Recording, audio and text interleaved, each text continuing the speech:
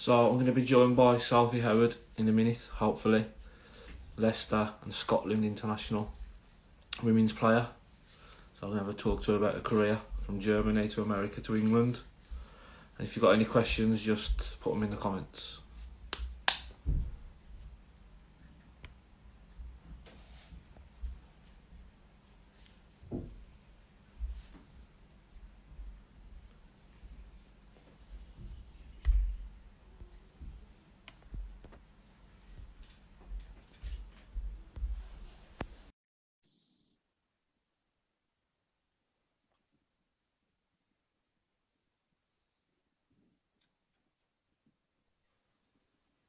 Hiya. How you doing? You okay?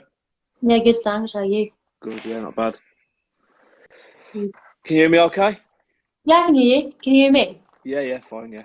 Nice.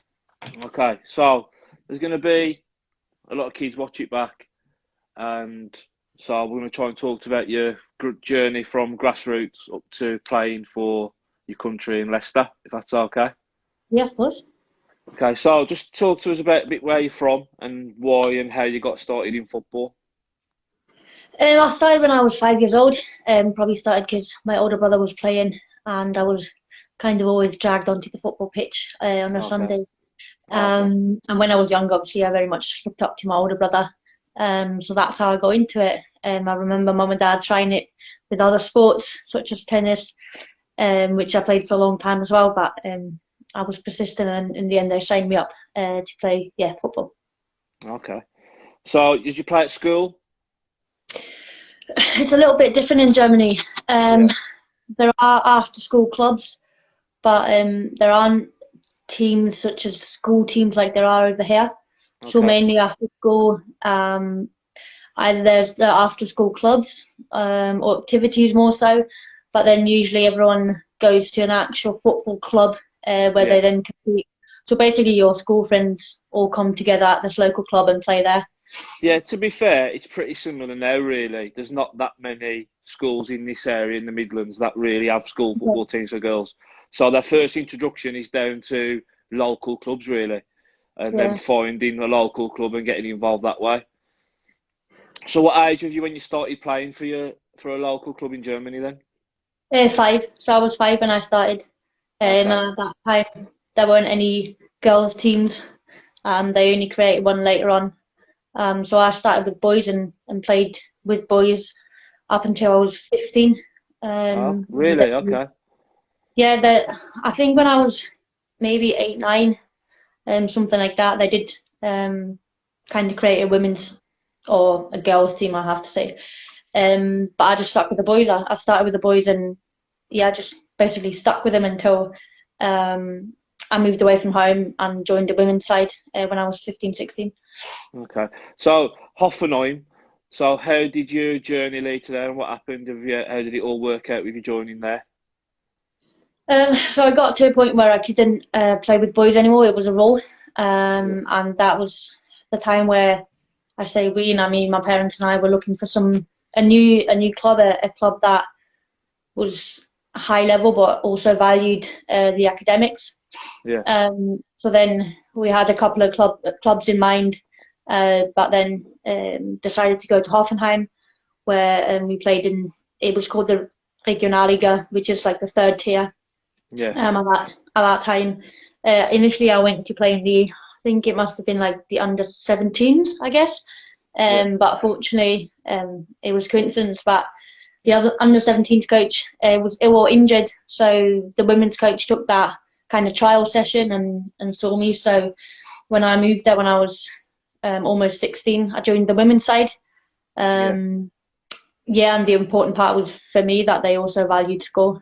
Um, I guess not only for myself but also important for my parents that had something besides Yeah. Yeah. football. I was only 16 then, so that's how Hoffenheim came about. And yeah, stayed there for 3 years before I moved to America.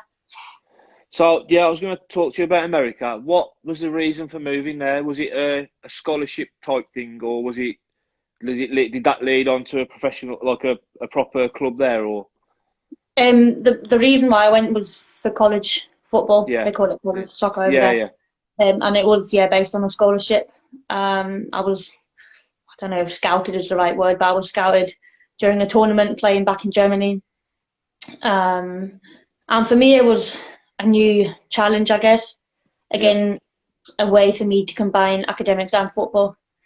So I got my bachelor's degree in America, and then after that went back to Germany and got my master's degree. But for me, it was important to get something besides football. And obviously the setup they have in America with getting a degree and playing high-level football was ideal at that point.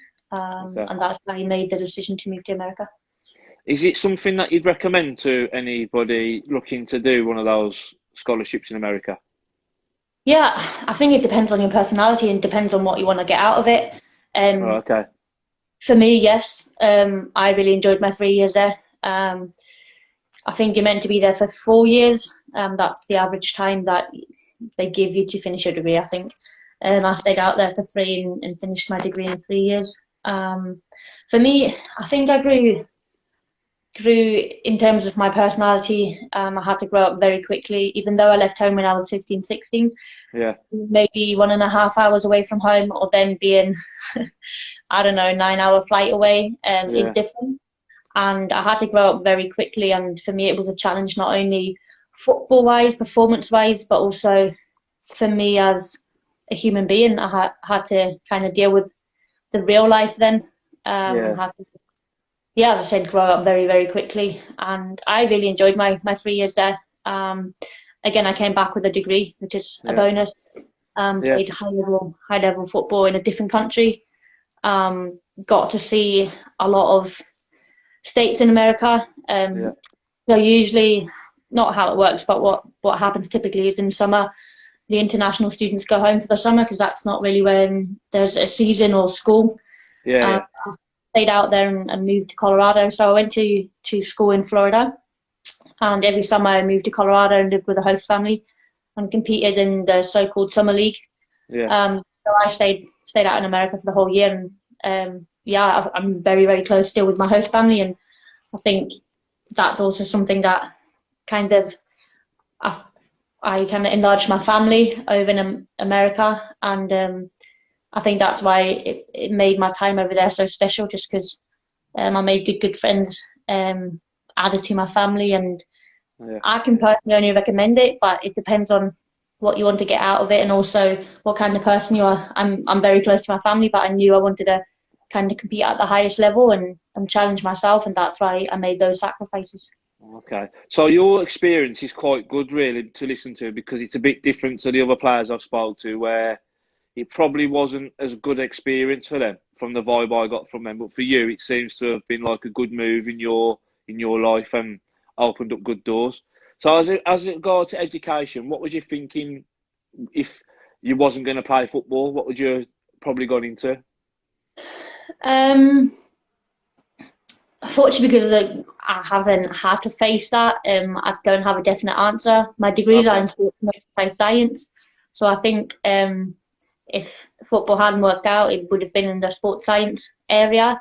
However, me getting my degrees in sports and exercise science were partially because I knew it would help me with my performance, understanding the science behind everything. So that's why I decided to get that degree and then continue with my master's degree in Germany. So I think, if football hadn't worked out, maybe a sports scientist kind of job. But what I'll do after football, I don't know yet. Well, there's still plenty of time to get it. Yeah, there will be. So from back to Germany to England, what was the procedure and how did it all come about for you? Was it Reading that you joined after that then? Yeah, I joined Reading. I think it's now 3 seasons ago. Again, I was looking for a challenge. I was very, very much in my comfort zone. At Hoffenheim, when I moved back after America, I moved back to Hoffenheim.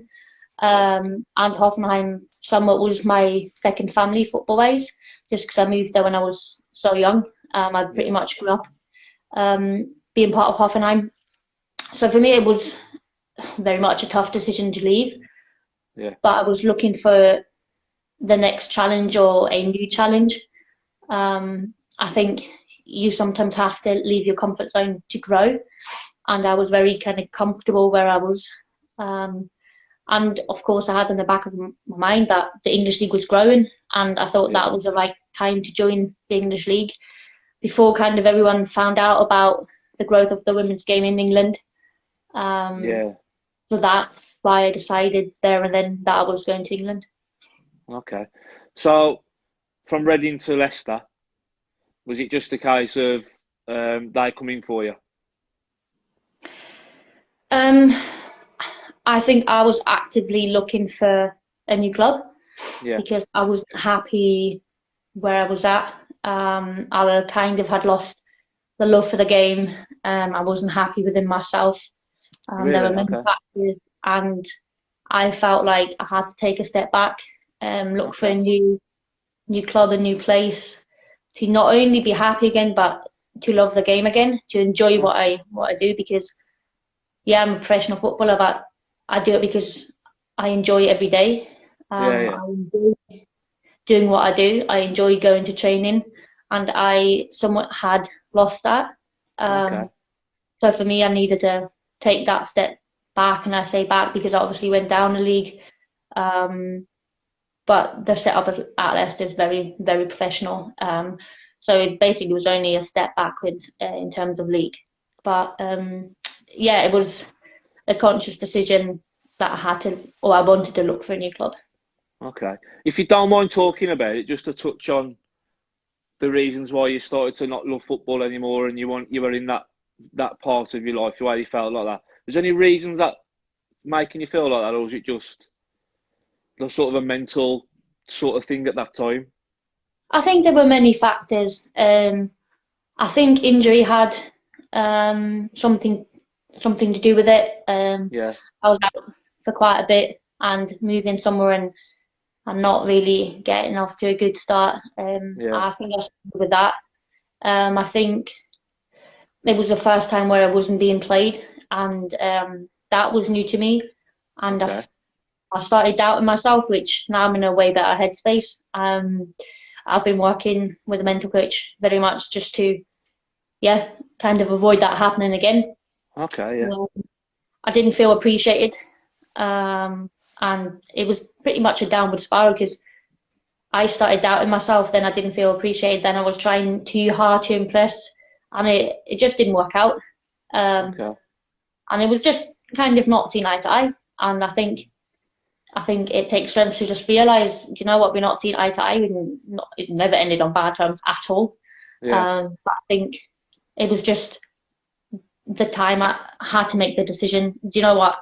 It's my life. I have to be happy. Yeah, fair play. Yeah, it's a good little part of your journey, to be fair. So before we talk about the international career, what differences is there that you found notable in American, German and English football? What's sort of like the standout little bits and pieces that you find the differences, whether it's the coaching, the understanding of tactical awareness in the way people want to play, the different styles of play, things like that? I think obviously because I spent most of my childhood or whole of my childhood growing up in Germany, I think that pretty much defined me as a footballer in terms of the German football side is very disciplined, very kind of drilled. I noticed that in the men's. I seem to notice that side in the men's game as well. Like a lot of the German managers are very, like Thomas Tuchel, showing how disciplined he wants his team to be regarding shape and stuff. And I think it's something a bit different and new to English football. That. Yeah, you just mentioned it. Tactically, very disciplined and very much focused on technically as well. I think when I moved to America, it was very much physical focused. Not saying that there weren't any tactical, technical drills. That's not one thing. I think the one thing that we didn't have in Germany was this physical focus that they did have in America. I think saying that the American game has grown or developed a lot in the recent years. And then over here in England, I think the women's game is just growing massively. Yeah. I think the biggest difference, and that has nothing to do with the actual football performance, but it's the attention the women's game gets over here compared to Germany at the moment. Yeah. That was also part of the reason why I decided to move to England, compete in the WSL. I think I'd almost say the WSL is one of the best, or maybe the best league currently. Definitely, yeah. Not only Europe, I think also it would beat the American League. That's I think a big statement, but I do believe so. And it's only going to grow, bringing in more and more international players. Unfortunately, I think it's weakening other leagues, such as the German one at the moment. But it's very exciting to see where the women's game over here in England is going. Cool. I'll come back to Leicester in a bit. I just want to talk to you about your international career. And you played for youth football for Germany and then made the switch to Scotland, didn't you? So how did all that come about, and what was the reasoning for all that? So obviously growing up in Germany, I was then called up to the German youth national team. It was the under-20s, played the World Cup in Japan, and pretty much right after that, I don't even know how many days I spent in Germany between the World Cup in Japan and then moving to America. But pretty much right after the World Cup, I moved to America, and then I was kind of off the radar. I wasn't seen anymore, which is fair enough. I lived in America, I played in America, and then when I moved back to Germany, to Hoffenheim, funny enough, through one of my friends and now Scottish teammates, Lisa Evans, she kind of got that contact going to Scotland. We had a friend in common, and she, through that friend, found out that I was Scottish as well. She kind of passed on my number. So very grateful for that. But that's how then Scotland came about. Yeah. How do you find it training with Scotland compared to your domestic club? Is there much difference? Do you find it? Is it a different vibe, different experience? I think obviously the players I train with at Scotland are different to the players I play with at club, based on age, based on experience. And then there's players like Kim Little, Erin Cuthbert, Caroline Weir. They're just class players. I think obviously therefore quality in training is higher, more intense, I'd say. I think Caroline scored the goal of the season the other week. She got, that chip, that was ridiculous. That was. She's of a different level. I was going to ask you about the differences with international camps, because you don't get as much time to prepare on a daily basis. So do you sort of have to just cram as much sort of game playing as you can ready for the next game when you meet up for a training camp? Or do you still sort of have a similar approach to your club week? No, I think it's very different. Obviously, at club, you see each other every day. And when we meet up with Scotland, we have a max of 10 days to prepare for 2 games. And from the get-go, there's a game plan, and we have to work hard to just kind of, get that game plan implemented. But then in the end, if you think about it, it's a game of football. Of course, tactics change a little bit. We might, because we don't play with each other every day at club, it might take some time to gel. But the Scotland team, we all really, really get on. We're very tight. So I don't think it takes long for us to gel at all, on or off the pitch. But we go to camp we have a job to do. They're very much aware, and we go there focused to do the job, and then we return to club. Yeah. Do you spend much time watching videos of opponents you might play for Leicester and Scotland? Or do you spend much time watching videos of opponents during the build up to a game, or do you only take little pieces of like that type of preparation? I barely watch a full game. Preparing for an opposition. Often we're given clips that we can watch that will help us. If you want certain or more information on anything in particular, you can ask for that. Okay. But usually, obviously, there's clips that show certain areas where you can expose the opposition, maybe certain threats they pose. So, we do watch clips both at club and at Scotland, but we're very much focused on ourselves. And I think that's the way it should be, focused on your own game. Obviously, let them worry about you. Obviously have in mind what they do, but I think you should be focused on your own performance. Yeah. So back to Leicester, you're top of the league. You've only lost one game. You're looking good for promotion. Is there a buzz around the place now, knowing that you're about to move into the most like? I know the job's not done, but you keep going the way you're going, you're going to be playing in the big league with the big teams. Is the club buzzing and preparing already for what might come next season? And as players, are you looking forward to it? I think, yes, we're buzzing at the top of the table. I think Yeah. any team would be. Yeah. We're very much aware of we still have 6 games to play though, and anything can happen if we don't perform. Yeah. So I think we're kind of approaching it every game, like one game at a time, because it is easy to kind of get ahead of yourself, and that's definitely what we don't want to happen. I think that's how we've approached the whole season, and that's why it's going so well. Respect every opposition, no matter where they stand on the table, no matter what they're called. But obviously, we are excited that it so far has been going so well, and you can feel that in camp. I think out. In terms of are we preparing for next year? No, not yet, because we haven't achieved anything yet.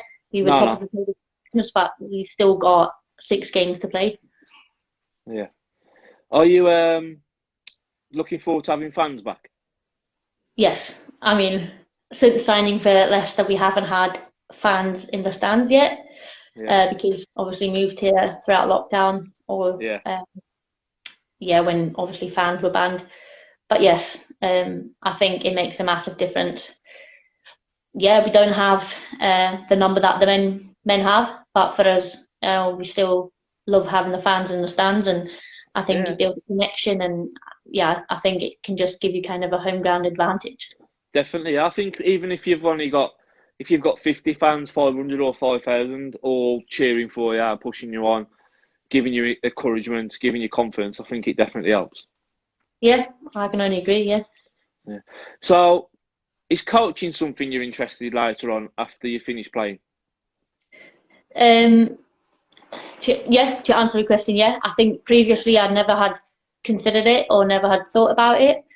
But yes, part of the reason is maybe what I felt throughout my spell at Reading. That how you say you learn from not negative experiences, but maybe struggles you had to go through. And I think you grow from that, and you kind of broaden your perspective on maybe coaching. Maybe that's what I had to take from that experience. So it is something I want to get into. I'm currently trying to work on my badge, as it's obviously hard with COVID. But that's definitely something I've got in the back of my mind. Obviously, I've got my degrees to fall back onto, but I definitely could see myself getting into coaching. Yeah. Before we look at some of the questions that you've received to ask you, if you could change anything in the women's game at the moment, or is there anything that you'd like to see changes made to the whole setup for women's football from any level? Is there anything that you could think of that could improve the situation for women's football? That's one question I haven't really asked anybody yet. Yeah, it's a difficult question. Sorry. I think there's a lot of small areas that we need to work on. Obviously, media attention, obviously financial support. Just to mention two, I think, as I mentioned earlier, the women's game is growing, but there's obviously still a massive, massive gap between the women's and men's game. And I think the biggest thing is, unfortunately, football is still a male-dominant sport, and as females, we're constantly fighting to be accepted, and that shouldn't be the case. We should be accepted, full stop. But I've experienced it myself. We're still fighting to be accepted and, seen as equal. And the day we do that, I think we've, accomplished our mission. Yeah, I think TV coverage is important, and I don't think it's long before you see a Sky Sports channel dedicated to the WSL and the Championship. I don't think it'll be that's far behind, that's far away. I could see that happening, a dedicated sports channel. And I think that there's a lot of like the Premier Leagues and the local leagues, the tiers below the top leagues. I think if they had a bit of more coverage and sponsorships and financial backing, I think you could see a massive improvement in quality of players and opportunities for players as well. I think that's a major thing. Because Yeah, it's so definitely. hard. It's so hard for them to commit. If you've got a good player, but they can't afford to do it, Yeah. it's so difficult, isn't it? And obviously the wages. I know it's something that people don't like to talk about, but women's wages compared to men's, it's just astronomical, isn't it? The difference. So 100%. if there could just be something filtered down to keep women playing and keep Yeah, the exactly. opportunities there. So, okay, I'm going to have a look at some of the questions. Let's have a look. There's been a few.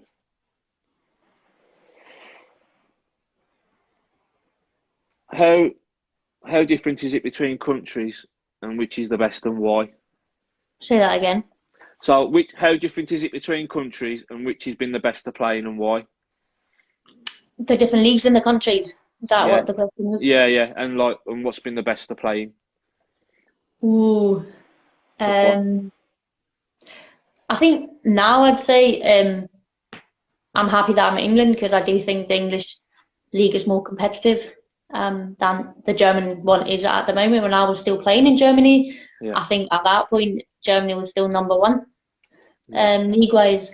But unfortunately in Germany there's not the financial investment or backing that there is at the moment in England. So that's why a lot of the top players are moving to England because the league is so competitive, because there's the finances, because there's the media coverage. So yeah, that's why a lot of players from abroad are now moving to England, which is, as I said earlier, maybe weakening is the wrong word, but you take away the top players and you have to fill them spots with domestic players, and it just, yeah, the leagues then get less competitive, unfortunately. yeah, I enjoyed both spells. I enjoyed my years in Germany, definitely. I loved growing up there and competing in the German Bundesliga. yeah, But now I'm happy I'm in England because I do think this is the place to be at the moment. yeah, definitely.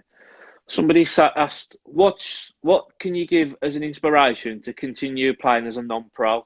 So I think what they mean is, as a non-pro player, what inspiration can you look for to continue to carry on? I think the biggest thing is if you love the game, do you need any motivation? Yeah, Of course, like, yes, I'm a professional. I earn my living playing football, but I would still be playing if I didn't earn a penny because I love the game. good answer. Obviously, then circumstances would be different. I'd have a different job, Yeah, yeah, but and that was the reason why I had to make a move because I I think the biggest thing about playing football is you need to enjoy it. I wouldn't be going out or doing extra sessions if I didn't enjoy football. yeah, So if this person who's asking is not enjoying the game, find a way to fall back in love with the game. yeah. Keep enjoying it, keep playing as much as you Yeah. can. Somebody says, is it possible to get an autograph? I don't know. We'll try Depends. and figure that out somewhere. Let's see if there's any more before I let you go. Somebody's asking you to come to the Midlands instead of the East Midlands here. It's funny because I'm seeing old school friends on here. Okay. Yeah, there's a You lot of know, people saying they love you and can't wait to see you playing again. oh, fabulous. There's a German. I'm guessing that's German. I don't speak German, so I can't Who's ask this? that. Favourite player from the men's and women's game? Another question that's coming. Ooh. Favorite player from the men's game, probably Virgil van Dijk. Okay. Currently injured, unfortunately. But I think the best centre back out there currently. Favourite player in the women's game, I'll turn that into the best player I've played with. I would say Kim Little, class player. And what I just like is a good person. I think if someone's a class player but doesn't really have the right attitude, they don't really get the brownie points from me. So Kim Little gets a few brownie points because she's a lovely person as well. Okay. Someone's asked what team you support. It was funny because I always get asked this question, and I'm going to say Liverpool. I'm not a mad Liverpool fan, but my whole family is a mad Liverpool fan, or they are Liverpool fans. So if I would say any other team, I think I couldn't ever return home. Okay. I think we've gone through all the questions now. So, thanks for coming on. No problem. And talking. And maybe once the season's over and you've got promotion, we can jump on again and talk to you about maybe how the pre-season's going, if you don't mind, and get an insight into the different changes and stuff that's happening at the club. If that's okay. Yeah, of course, I'd love to. Yeah. Perfect. I appreciate your time. Thanks for coming on, and I'll speak to you soon. No problem. You take care. Thank you. Bye. Bye bye.